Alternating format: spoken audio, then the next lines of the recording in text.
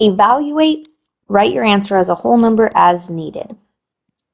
So anytime there's a whole number, you can put a 1 underneath. Then we're going to multiply all the tops together and then all the bottoms. So 4 times 7 times 1, well, 4 times 7 is 28, and 28 times 1 is just 28. 1 times 8 is 8, and then 8 times 6 is 48. It doesn't say we have to simplify or reduce the fraction as needed, but if you do, you can divide the top and the bottom by 4, and that would give you 7/12. So you can have either of those answers on your warm-up for problem 5. If it does come out to a whole number, please make sure that you convert it to a whole number. Kelly's city wants to increase the amount of fresh fruits and vegetables that people eat. Kelly works with the city to estimate the number of pounds of fresh fruits and vegetables that people eat each day. Kelly learns that about a third of the foods that people plan to eat are fresh fruits and vegetables.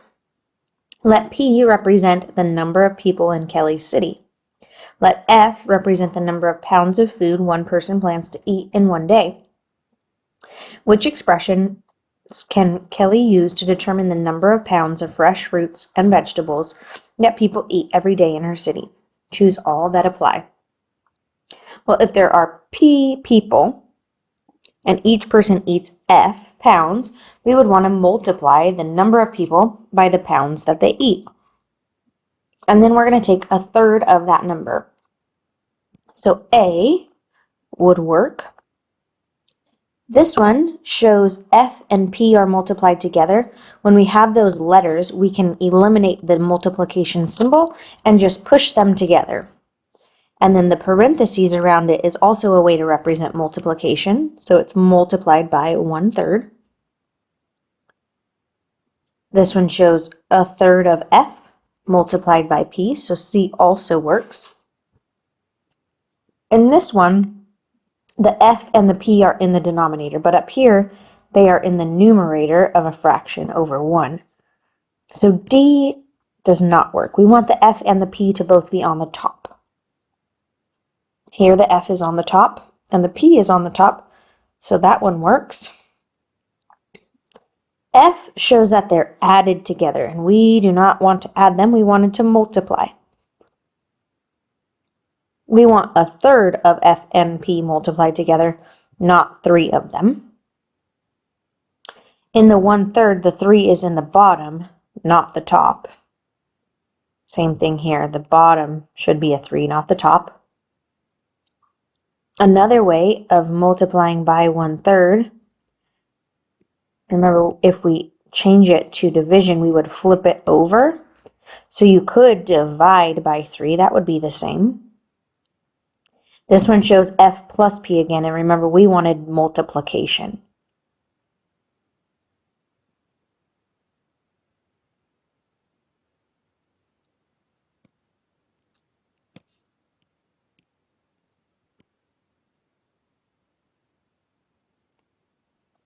We selected all of these, which means they are equivalent expressions. And equivalent expressions are expressions that when we evaluate them, they all come out to the same amount. So let's say, for example, there are 12,000 people in her city, and each person eats 4 pounds of food. To evaluate this expression, we would replace the F with the 4 pounds of food that they eat and replace the P with the 12,000 people in the city. Same thing here, we're replacing the F with the 4 pounds of food and the P with the 12,000 people. So then to evaluate from there, this is 4/3 times 12,000, so we can put that invisible 1 down there. 4 times 12,000 is 48,000. 3 times 1 is 3. And then a fraction can also be thought of as division. So 48,000 divided by 3 gives us 16,000 pounds of fresh fruits and vegetables for all the people in the city. Here, we would multiply 4 and 12,000 together to get 48,000, and then multiply that by 1, and then we would divide by 3, or think of a third of this amount, and that is also 16,000. So these are equivalent expressions because they can be evaluated to get the same outcome. Number 2. A tennis club buys boxes of tennis balls. Each box has C containers that hold 12 tennis balls each. The club divides the tennis balls equally among its 4 locations. Write an expression to represent the number of tennis balls that each location receives. Let B represent the number of boxes of tennis balls the club buys. Okay, so there are boxes with containers in them, and the containers hold 12 balls. So we can put a bunch of balls in there. I'm not going to do all 12, but think about it like this. We have containers with the balls inside the box. So, first, we need to know how many boxes. That would be B. Then we would multiply the boxes by the number of containers that comes in each one. And then each container holds 12, so we're going to multiply that by 12. So the number of boxes times the number of containers times the number of balls in each container. And then we're going to split that equally amongst its 4 locations, which is a division question. So there's one way that we could write our expression. Another way that we could write that expression is we could do B times C times 12 grouped together and then divided by 4. We could also think of it as a fourth of the boxes times the containers times 12.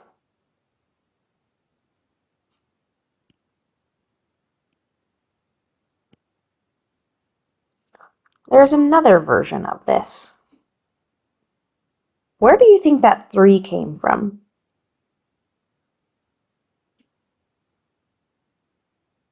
Well, if we combine these, 12 times 1 is 12, and 4 times 1 is 4, and 12 divided by 4 is 3.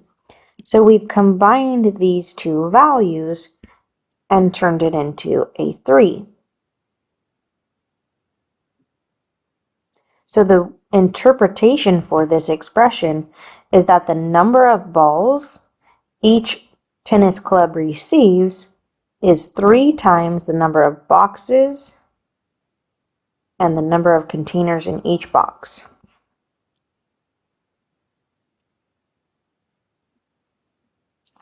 Number 3, Jada has 24 boxes of toys with T toys in each box. She gives a third or 1/3 of the boxes to charity. Write an expression to represent the total number of toys that Jada gives to charity.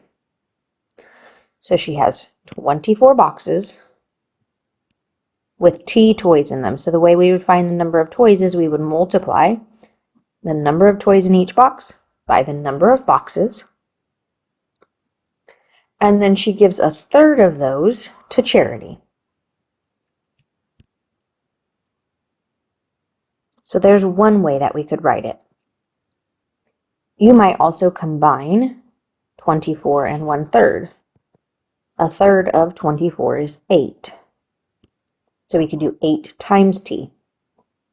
And remember, if we have a number and a letter together, we don't need that symbol. Then it says, if each box has 9 toys, how many toys does Jada give to charity? Well, in this one, if we use this expression, we replace the t with 9. So then we would do 24 times 9, which is 216. And then times that by a third, or divide it into 3 parts, which is 72. Or in this version of the expression, we would replace that t with the number 9, and 8 times 9 is 72. So depending on the situation, it might be helpful to combine the 24 and the 1/3 to make it simpler when we replace the variable with the number that it is equal to. So she gives 72 toys to charity.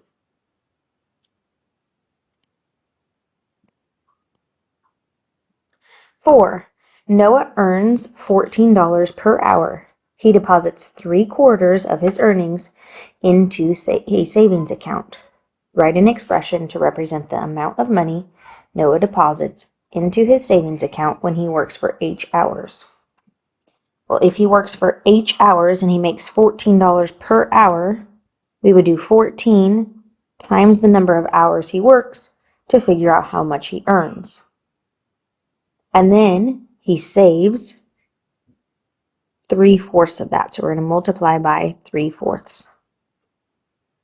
Again, it might be helpful to simplify this expression. So 14 times 3 is 42. So we could write it like this. Or we can even take it a step further, because there's a 1 there. 14 times 3 is 42. 1 times 4 is 4.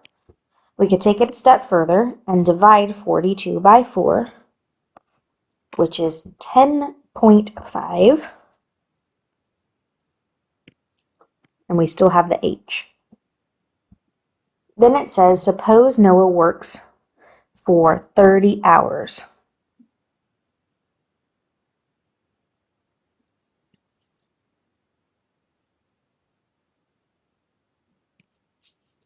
We're going to replace the H with the number 30.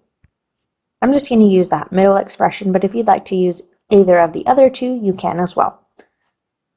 So 42 times 30 is 1,260, and 4 times 1 is 4. So then to figure out how much money he earns, we're going to divide. 4 fits into 12 3 times. Bring down the 6. 4 fits into 6 once. 6 minus 4 is 2. Bring down the 0. 4 fits into 20 5 times. So he saves $315.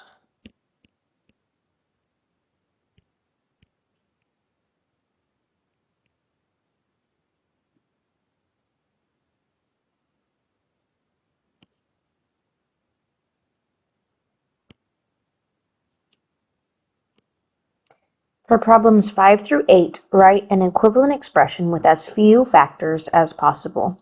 So we're going to combine as many pieces as we can together. So if there are numbers, we're going to multiply the numbers together. So we'll have 3 times 8, which is 24, and 4 times 1 is 4. But then we can take it one step further because 24 divided by 4 is 6. So that is 6 times y. For number 6, we're going to combine our numbers as well. 5 times 8 is 40. And then I have r times r.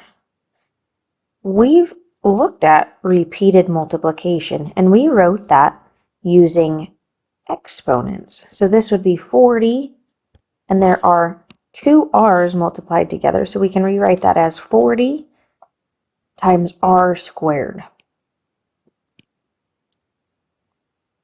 For this next one, we can combine the numbers together. 9 times 10 is 90. 5 times 1 is 5. And we're still multiplying that by d.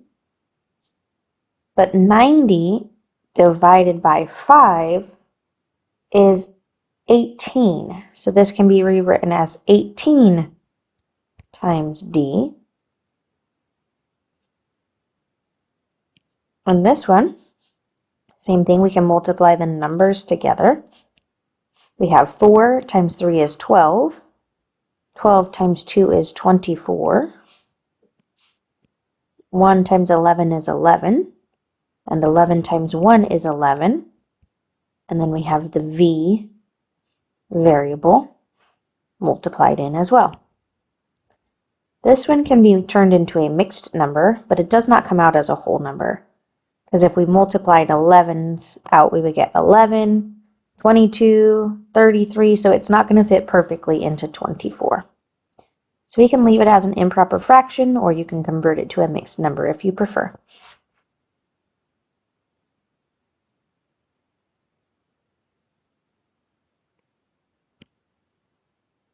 For problems 9 and 10, fill in the blanks to make the equation true. If I wanted this to be 56w, 8w times what would give us 56? Well, 8 times 7 is 56, and the w is already there, so we don't need a w in our blank. In this one, we have 45y is 3 times something.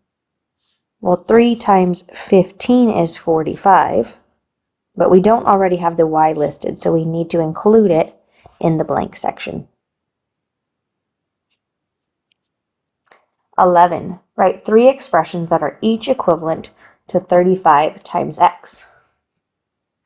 Well, let's break it down. 35 is 5 times 7, and then we would need to multiply by x.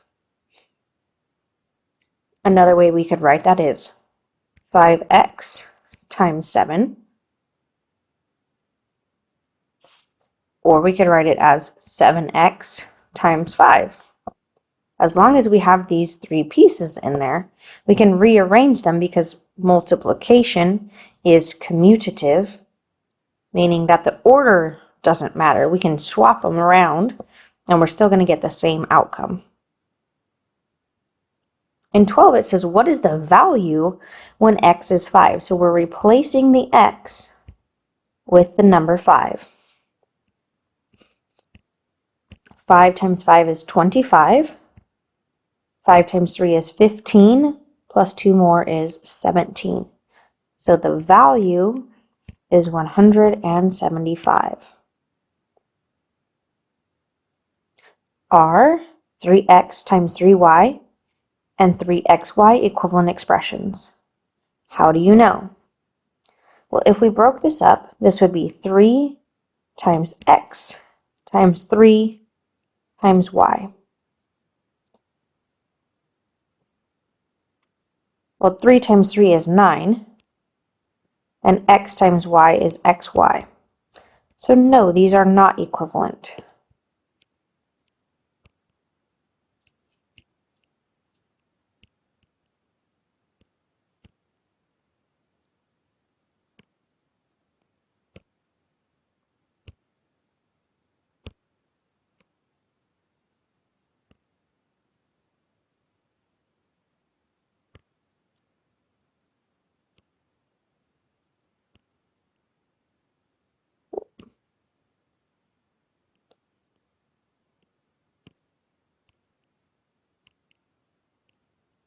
There we go. They are not equivalent because 3x times 3y is equal to 9xy.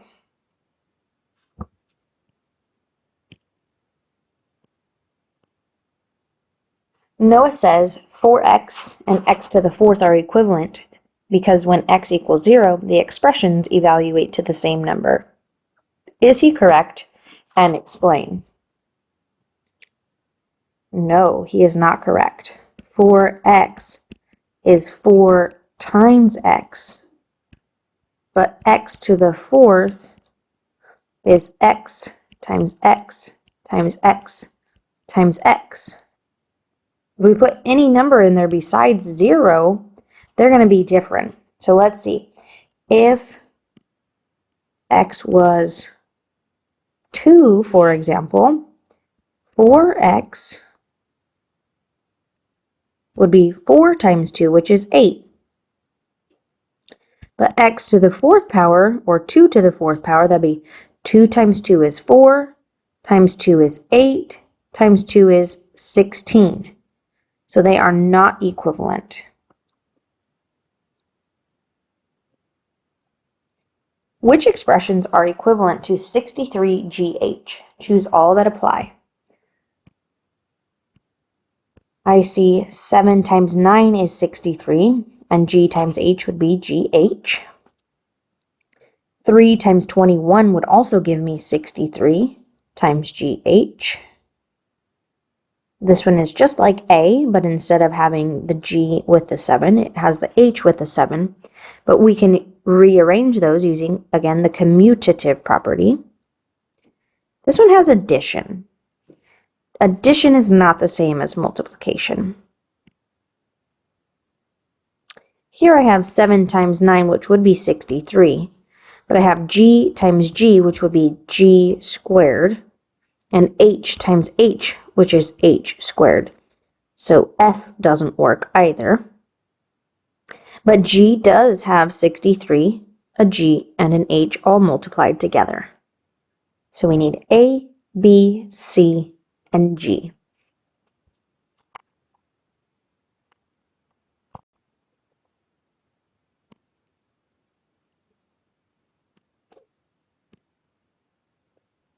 In class, we're going to play expressions bingo. And so they'll get a bingo board with some answers that are already filled in and some spots where they're going to fill in the remaining answers with one answer per square.